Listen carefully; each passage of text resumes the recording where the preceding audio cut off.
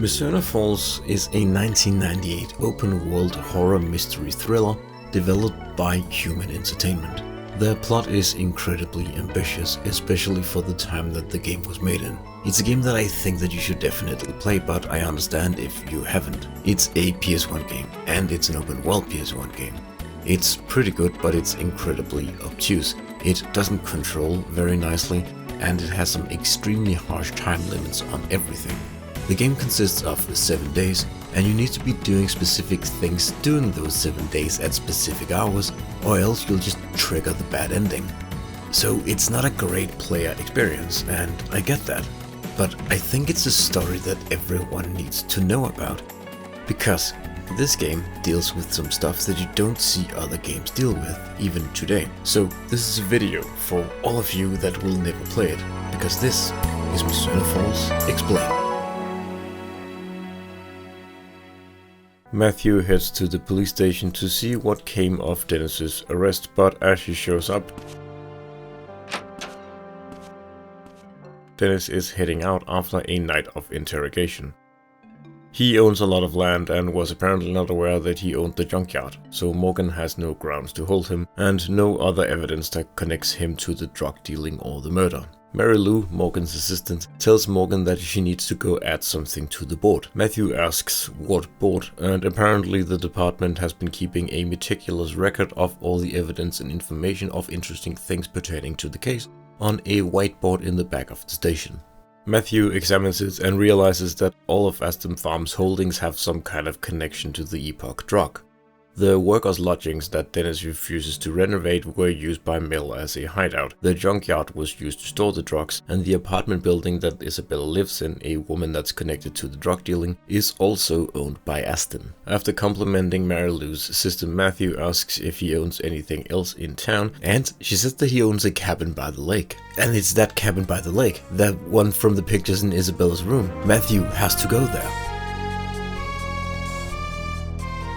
He tries to rent a boat from the boat rental place, but the owner won't let him, but accidentally lets it slip that someone else is out there on the lake, which is probably Isabella. Matthew confronts him about it, and he just spills the beans and says that some shady people showed up and told him not to rent out any boats today, but now that Matthew knows, he is letting him take one so that he can go chase after whoever is out there. Winona calls and asks Matthew to meet her at the boat rental place, which is convenient.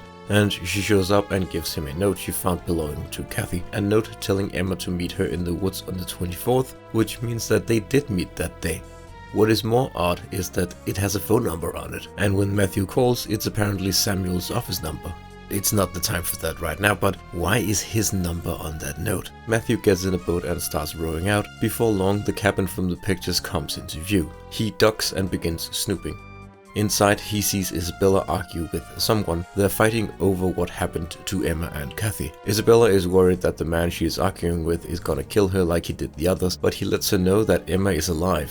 For now. The mysterious man leaves the cabin and Matthew goes in to rescue Isabella. She's reluctant to go with him, but in the end, he convinces her. But outside the cabin, the man comes back and attacks Matthew. Matthew fights the guy off and yells at Isabella that it's time to go. She lets him know that Emma is still alive, but before she can tell him where she is, the mysterious man shoots her. Matthew gets her into the boat and rows her to the other side where an ambulance takes her away. He lets Morgan know that Emma is still alive and that they need to go get Dennis because he knows where she is. He also asks about the man in the cabin and what happened to him, but Morgan doesn't know what man he's talking about. Hudson interrupts and tells him that he found Dennis, but that he's dead, shot himself before they could get to him. Just like Cougar did all those years ago.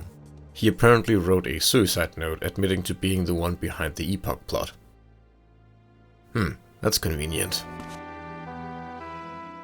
At the hospital, Matthew tries to visit Isabella, but she's still unconscious. They remove the bullet and she should pull through, but it will be a while before she wakes up. While he's here, Matthew confronts Samuel about Kathy having his number. He initially denies that he knows her, but Matthew presses him and he admits that he had drinks together. Him, Kathy and her friend Loretta. But he says that he doesn't remember much, which sounds a little bit convenient, doesn't it?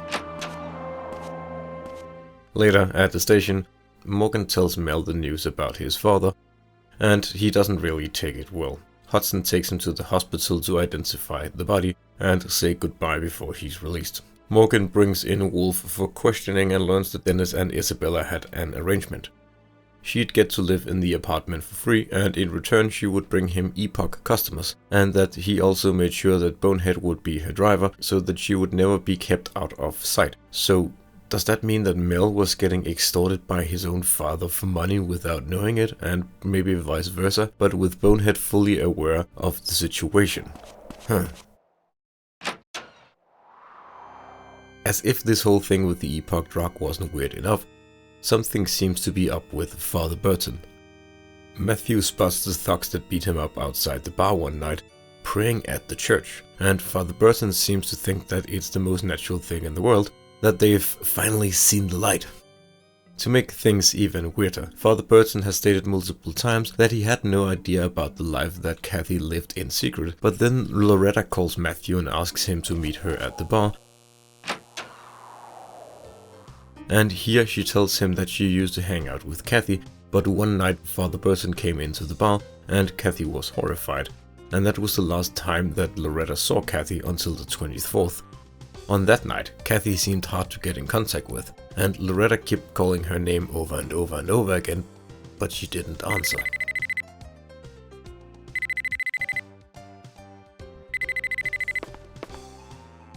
Matthew gets a phone call. It's Winona. She says that she's gonna go see Father Burton. Loretta asks who it is, and Matthew replies that it was Winona, telling him where she's going. Loretta is horrified and exclaims that on the 24th, the only thing Kathy said once Loretta actually got through to her was that he killed me. She tells Matthew that he has to go to the church now. Something is gonna happen to Winona.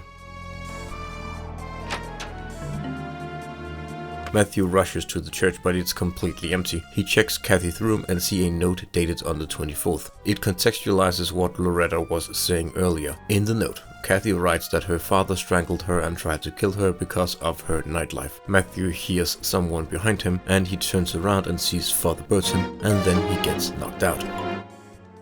When he comes to, he is tied to a chair. Father Burton begins to tell him his side of the story. He saw Kathy at the motel doing drugs and says that the child turned away from God and gave herself to the devil. He decided on the 24th to put her out of her misery, since she had strayed too far from God to be saved. He gets up and points a gun at Matthew. Says that all humans are animals that breed, that God is moral, and then he turns the gun on himself and pulls the trigger. Matthew manages to wiggle out of his restraints and wonders where he is and how to get out. Is this perhaps the basement where the necklace was found? After looking around for a while, he finds his way out. Upstairs he runs into Winona and he tells her about what just happened. The police show up to clean up the crime scene and Matthew tells Morgan everything. Tells him about what Father Burton saw, what he did, and how he in the end killed himself because he couldn't live with the guilt. It's still not the whole story, is it? Why were they in the forest to begin with, and where the hell is Emma? Matthew heads to the woods to do a sweep and see if there's anything he missed. He doesn't find anything, just the same old clues that don't quite line up and no sign of Emma. He stops by Cohen on the way home, but he doesn't answer, which is weird because it's late and he saw his car parked at the cabin when he was heading into the forest. He tries the door handle and it's open. He heads inside, but he's not here. He walks upstairs and sees him collapsed on the floor, and he rushes to his aid and calls an ambulance. Later at the hospital, Samuels reassures that it's just exhaustion and that he will be fine, but that he won't let Matthew see him for now, which is weird if he's fine. Matthew decides not to make a big deal of it and heads home to get some much needed rest. It's been an eventful day.